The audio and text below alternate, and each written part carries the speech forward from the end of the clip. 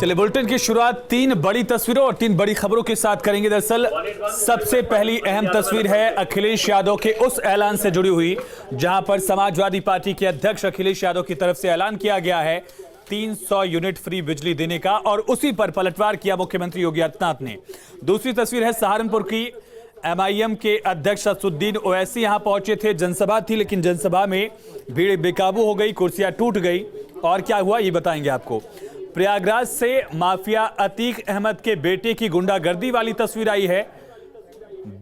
अतीक अहमद के बेटे ने दरअसल यहां पर क्या गुंडागर्दी की है और आखिर बुलडोजर किसके मकान पर, किसके प्रॉपर्टी पर चलवाया है, ये भी आपको बताएंगे।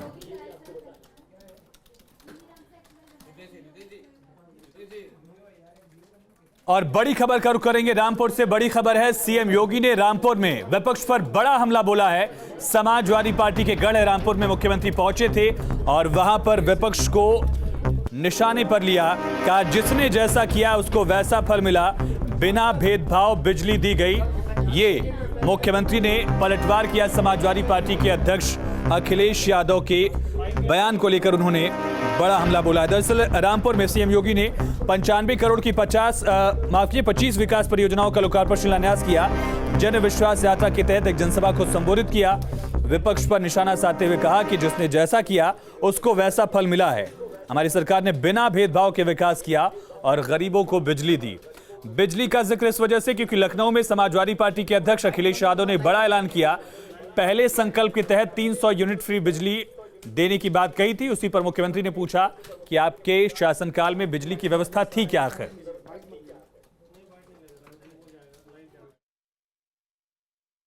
उत्तर प्रदेश मुख्यमंत्री के आवास में आपने देखा होगा मुजफ्फरनगर के दंगाइयों को, सहारनपुर में दंगाइयों को बुला करके सम्मानित किया जाता था।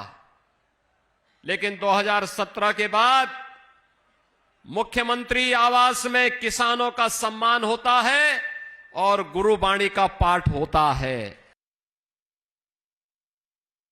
समाजवादी पार्टी के राष्ट्रीय अध्यक्ष बबुआ आज कुछ बोल रहे थे और उनके मुंह से निकल रहा था कि सरकार आएगी तो हम मुफ्त बिजली दे देंगे। अरे जब आप बिजली ही नहीं देते थे तो मुफ्त कहां से होता? तो उल्टा जनता से जो वसूली करते थे इसके लिए माफी तो मांग लो। नए साल के पहले ही दिन अखिलेश यादव ने यूपी की राजनीति में फ्री पॉलिटिक्स का एक नया शिगुफा छेड़ दिया। 300 यूनिट घरेलू बिजली फ्री होगी और इसके साथ साथ किसानों के लिए भी सिंचाई फ्री होगी। अखिलेश के ऐलान को 22 के चुनावी घमासान में पार्टी कार्यकर्ता जिताऊ रणनीति मान रहे हैं। के बीच में जो जनता इस समय बिजली के बिल से करा रही है वो माननीय राष्ट्रीय अध्यक्ष जी ने बहुत अच्छा फैसला लिया है और किसानों के लिए बहुत अच्छा। ये जब हमारी सरकार बनेगी तो भैया ने ऐलान किया है कि हम सभी लोगों को इसका लाभ मिलेगा। 2022 में इंशाल्लाह सरकार बनेगी और भैया मुख्यमंत्री बनेंगे इंशाल्लाह। सीएम योगी ने एसपी के गढ़ में हुंकार भरी। अखिलेश के चुनावी संकल्प पर हमला करते हुए समाजवादी कार्यकाल की बदहाल बिजली व्यवस्था की याद दिलाई। समाजवादी पार्टी के राष्ट्रीय अध्यक्ष बबुआ आज कुछ बोल रहे थे और उनके मुंह से निकल रहा था कि सरकार आएगी तो हम मुफ्त बिजली दे देंगे। अरे जब आप बिजली ही नहीं देते थे तो मुफ्त कहां से होता? तो उल्टा जनता से जो वसूली करते थे इसके लिए माफी तो मांग लो। आर्थिक अपराधियों को संरक्षण देने के आरोपों से घिरी समाजवादी पार्टी के कार्यकर्ता भले ही संकल्प से सत्ता तक पहुंचने के सपने देख रहे हों, लेकिन बीजेपी हमलावर है। सत्ता आएगी तब ना। सत्ता तो तमाम जगह दीवालों में, धनों में छुपी थी। जब दीवाल तोड़ तोड़ के धन निकलने लगा तो घबराहट में ये घोषणा पत्र का पहला लालीपाप निकला है। अखिलेश के संकल्प से समाजवादी सत्ता की सीढ़ी चढ़ पाएंगे या मुफ्त बिजली का वादा खुद एसपी को ही करंट देगा? बड़ा सवाल है। लखनऊ से Anil Yadav, team news state. चलिए सीधा रुक करेंगे राजधानी लखनऊ का। संवाददाता अनिल यादव हमारे साथ लाइव कनेक्ट हो चुके हैं। अनिल, के बड़ा ऐलान किया गया, समाजवादी पार्टी के कार्यकर्ताओं को भी उम्मीद है कि इससे समाजवादी पार्टी की वापसी हो जाएगी, लेकिन क्या ये संकल्प इतना बड़ा है, जनता तक ये बात पहुंचा पाएंगे? क्योंकि मुख्यमंत्री पलटवार भी कर रहे हैं इसको लेकर। बिल्कुल, देखिए यूपी की लड़ाई बेहद दिलचस्प हो गई। अखिलेश यादव हर प्रेस कॉन्फ्रेंस में, हर सभा में मुख्यमंत्री को बाबा मुख्यमंत्री कहते हैं, तो आज मुख्यमंत्री ने उन्हें बबुआ कहा है। तो बाबा वर्सेस बबुआ यूपी में जो लड़ाई है वो बहुत तेज हो गई है। और जिस तरह से देखिए मुख्यमंत्री ने खुद कहा कि डबल इंजन की सरकार लोगों को डबल राशन मुफ्त में दे रही है। तो अब तमाम पॉलिटिकल पार्टीज को पता है कि जब तक वो जनता को कोई गिफ्ट नहीं देंगे, कोई वादा नहीं करेंगे, तो उनके लिए थोड़ा सा आगे की राह जो है वो आसान नहीं होगी। और इसीलिए अखिलेश यादव ने आज एक नया दांव खेला है और उन्होंने कहा है कि सरकार बनी तो 300 यूनिट तक बिजली मुफ्त देंगे और किसानों को सिंचाई के लिए बिजली जो है मुफ्त मिलेगी। तो इसको लेकर अब बीजेपी और समाजवादी पार्टी में तीखा जुबानी जंग हो रही है और मुख्यमंत्री ने भी कहा कि पहले तो दे नहीं पाए और वो प्रॉमिस कर रहे हैं। तमाम जानकारी के लिए आपका बहुत शुक्रिया। और इसी बीच एक बड़ी खबर का रुख करेंगे। इस वक्त की बड़ी खबर है कन्नौज से। मोहम्मद अयूब के ठिकानों पर जो छापेमारी चल रही थी, नोटों की गिनती वहां पर खत्म हो गई है। बड़ी जानकारी इस वक्त की, मोहम्मद अयूब के आवास पर रुपए की काउंटिंग खत्म हो गई है। बैंक कर्मी नोट गिनने की मशीन लेकर अब बाहर निकल आए हैं। करीब 4 से 5 करोड़ की नकदी बरामद हुई है, ये जानकारी मिल रही है।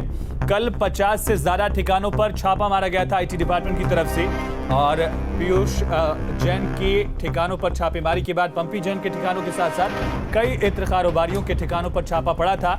इसी सिलसिले में कन्नौज में मोहम्मद अयूब के आवास पर रुपयों की काउंटिंग के लिए मशीन लेकर टीम पहुंची थी। बैंककर्मी लगातार काउंट कर रहे थे और उसके बाद ये जानकारी मिली कि करीब 4 से 5 करोड़ की नकदी के अलावा कुछ गोल्ड भी यहाँ पर बरामद हुआ है। हालांकि काउंटिंग जरूर खत्म हुई है, लेकिन इनकम टैक्स डिपार्टमेंट की टीम अभी भी जांच कर रही है, दस्तावेज खंगाल रही है। जो रुपए बरामद हुए हैं, जो दस्तावेज बरामद किए गए हैं, प्रॉपर्टी से जुड़े जो कागज हैं, उसको लेकर मोहम्मद अयूब और उसके परिवार के लोगों से सवाल जवाब किया जा रहा है। इनकम टैक्स की टीम सवाल पूछ रही है। तस्वीरें आप देख रहे हैं।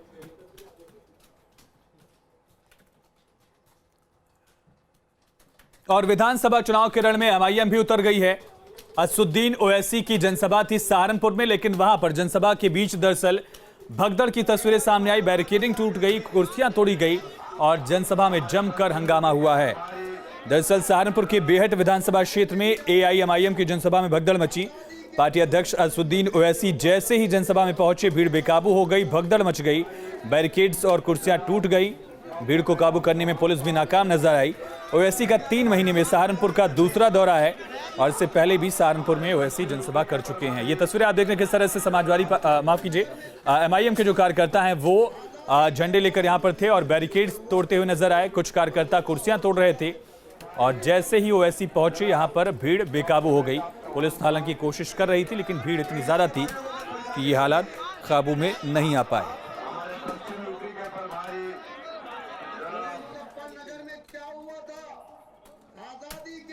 सहारनपुर के बेहट में एमआईएम अध्यक्ष असुद्दीन ओवैसी की जनसभा की ये तस्वीरें आप देख रहे हैं किस तरह से हंगामा वहां हुआ। और साल के पहले दिन प्रधानमंत्री नरेंद्र मोदी ने देश के किसानों को एक बड़ा तोहफा दिया। देश के 10 करोड़ किसानों को किसान सम्मान निधि की राशि ट्रांसफर की है। 20,000 करोड़ की राशि ट्रांसफर करने के बाद प्रधानमंत्री नरेंद्र मोदी किसानों से रूबरू हुए। किस तरह से आने वाले वर्षों में सरकार का खाका है किसानों की आमदनी बढ़ाने के लिए, इसको लेकर किसानों से संवाद किया।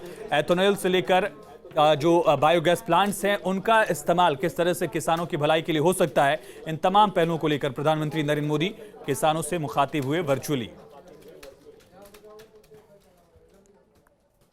आज देश के करोड़ों किसान परिवारों को, विशेषकर छोटे किसानों को प्रधानमंत्री किसान सम्मान निधि की 10वीं किस्त मिली है।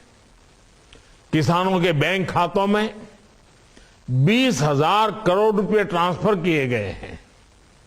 आज हमारे किसान उत्पाद संघ, फार्मर्स प्रोड्यूस ऑर्गेनाइजेशंस, इससे जुड़े किसानों को आर्थिक सहायता भी भेजी गई है। सैकड़ों एफपीओस आज नई शुरुआत भी कर रहे हैं। हर साल हजारों करोड़ रुपए का ट्रांसफर बिना किसी बिचौलिए के, बिना किसी कमीशन के। पहले कोई कल्पना भी नहीं कर सकता था कि भारत में ऐसा भी हो सकता है। आज की राशि को मिला दें तो किसान सम्मान निधि के तहत किसानों के खाते में 1,80,000 करोड़ रुपए से ज्यादा ट्रांसफर हो चुके हैं। अगली खबर प्रयागराज से है, जहां पर माफिया अतीक अहमद का बेटा भी अपने पिता के नक्शे कदम पर चलता हुआ दिख रहा है।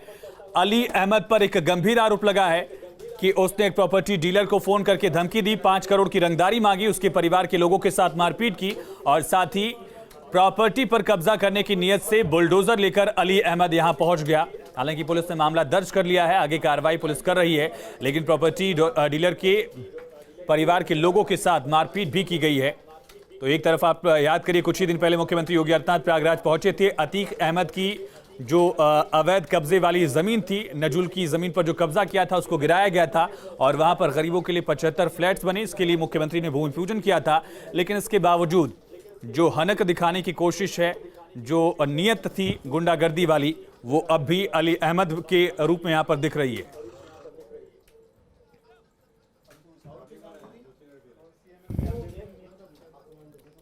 एक तरफ तो उत्तर प्रदेश की योगी सरकार माफियाओं पर बुलडोजर चला रही है, वहीं दूसरी तरफ माफिया के लोगों का अलग से बुलडोजर चल रहा है। हम इस वक्त प्रयागराज के अनुद्दीनपुर इलाके में मौजूद हैं और यहाँ पर आप देखें तो ये जो पूरा फार्म हाउस है, इसकी दीवारें बुलडोज़र चला करके गिरा दी गई है और आरोप है अतीक अहमद के बेटे अली अहमद पर। जो ये आपका फार्म हाउस है, इसकी दीवारों को गिराया गया, क्या मकसद था, कौन लोग थे? मकसद ये था सर कि आज 2 साल 3 साल से हमारी ज़मीन को कब्जा करने में लगे हुए हैं। इनका कहने का मतलब है कि हम ये ज़मीन हमें लिख दी जाए। इन गाड़ियों से इसी तरफ से आए, हम लोग को यहाँ पे घेर लिया। घेरते ही उतरते हैं, पिस्टल निकालते हैं और सटा देते हैं, कहते हैं लो अब्बा से बात करो। हमने इनकार किया तो फिर जान से मारने की धमकी देने लगे। तो उधर से स्पीकर ऑन करके बोला जाता है कि मैं अतीक अहमद बोल रहा हूँ कि ज़मीन लिख दे मेरी बीबी को और नहीं तो 5 करोड़ रुपए मुझे तत्काल दे। सर मैं नहीं, यहाँ क्षेत्र में आप किसी से पूछ लें कि यहाँ के लोगों क्या हाल है। जिन लोगों ने आज से 20 साल पहले ज़मीन खरीदी थी, उनकी ज़मीनों को कब्जा करके दूसरों को बेचा गया, दूसरों से तीसरे को बेचा गया। प्रयागराज से वीडियो जर्नलिस्ट विवेक श्रीवास्तव के साथ मानवेंद्र प्रताप सिंह, न्यूज़ स्टेट, उत्तर प्रदेश। नए साल के मौके पर आईपीएस अधिकारियों को योगी सरकार ने तोहफा दिया है। 28 अधिकारियों को प्रमोट किया गया है और साथ साथ 10 अधिकारियों को सिलेक्शन ग्रेड प्रदान किया गया है। इसी कड़ी में गौतम बुद्ध नगर के पुलिस कमिश्नरेट के आईपीएस लव कुमार को आईजी और भारती सिंह को डीआईजी रैंक पर पदोन्नति मिली है। और पुलिस कमिश्नरेट मुख्यालय में आयोजित समारोह में पुलिस कमिश्नर आलोक सिंह ने लव कुमार और भारती सिंह को सम्मानित भी किया है।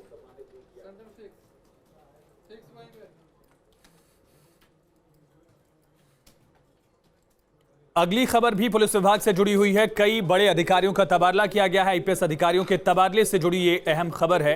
दरअसल चुनाव से ठीक पहले अब तबादलों का सिलसिला भी दिख रहा है। उत्तर प्रदेश सरकार ने राज्य के पुलिस विभाग में तबादला करते हुए 8 आईपीएस अफसरों के तबादले किए हैं। आईपीएस राम कुमार को वाराणसी का अपर पुलिस महानिदेशक, ब्रिजभूषण को अपर पुलिस महानिदेशक लखनऊ जोन और अविनाश चंद्र को पुलिस महानिदेशक फायर सर्विस यूपी का प्रभार दिया गया, जिम्मा सौंपा गया। दरअसल एसएन साबत को पुलिस महानिदेशक पावर कॉर्पोरेशन यूपी की जिम्मेदारी दी गई और इसी तरह से सुभाष चंद्र को अपर पुलिस महानिदेशक साइबर क्राइम उत्तर प्रदेश बनाया गया है। इसके अलावा राजकुमार को अपर पुलिस महानिदेशक बरेली जोन, आनंद कुमार को पुलिस महानिदेशक कारागार प्रशासन एवं सुधार विभाग यूपी और अजय आनंद को अपर पुलिस महानिदेशक पीएसी के साथ साथ उत्तर प्रदेश अपर पुलिस महानिदेशक कार्मिक का जिम्मा सौंपा गया है। इस वक्त की बड़ी खबर का रुख करेंगे। उन्नाव से बड़ी खबर है, सड़क हादसे से जुड़ी ये बड़ी जानकारी सामने आ रही है। सड़क हादसे में उन्नाव में 2 लोगों की मौत हो गई। बड़ी और अहम खबर उन्नाव से है। उन्नाव से बड़ी खबर, सड़क हादसे में 2 लोगों की मौत हो गई। तेज रफ्तार वाहन ने बाइक को टक्कर मार दी। हादसे में युवक और युवती की मौत हो गई। हालांकि एक छोटा बच्चा हादसे में बाल बाल बच गया है। घटना के बाद हाईवे पर लोगों की भारी भीड़ लगी। पुलिस ने दोनों के शव को पोस्टमार्टम के लिए भेजा है। शिनाख्त की कार्यवाही पुलिस की तरफ से की जा रही है। बड़ी खबर का रुख करेंगे। जम्मू से बड़ी खबर है। माता वैष्णो देवी धाम में जो हादसा हुआ उसको लेकर ये बड़ी जानकारी सामने आ रही है। हादसे की जांच के आदेश दिए गए हैं। एलजी मनोज सिन्हा ने हादसे की जांच के आदेश दिए। जांच के बाद सभी तथ्य सामने आ जाएंगे। एलजी ने दावा किया कि जांच के बाद सब कुछ साफ हो जाएगा। घायलों से मिलने लेफ्टिनेंट जनरल मनोज सिन्हा यहां पर पहुंचे थे। गवर्नर दरअसल पहुंचे थे।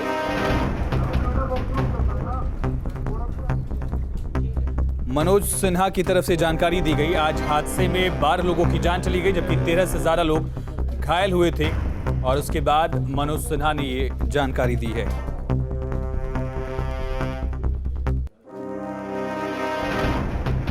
तो इस हादसे में कुल 12 लोगों की जान गई, जिसमें कुल 7 लोग उत्तर प्रदेश के रहने वाले थे। 2 शख्स सहारनपुर के, गोरखपुर, गाजियाबाद के भी इसमें मृतकों की जानकारी मिल रही है। दरअसल ये हादसे की तस्वीरें देख रहे हैं। तड़के सुबह करीब 2:30 बजे के बाद हादसा हुआ और बेकाबू भीड़ की वजह से भगदड़ हुई, जिसके बाद 12 लोगों की मौत हो गई। इसमें कुल 7 लोग उत्तर प्रदेश के रहने वाले बताए जा रहे हैं।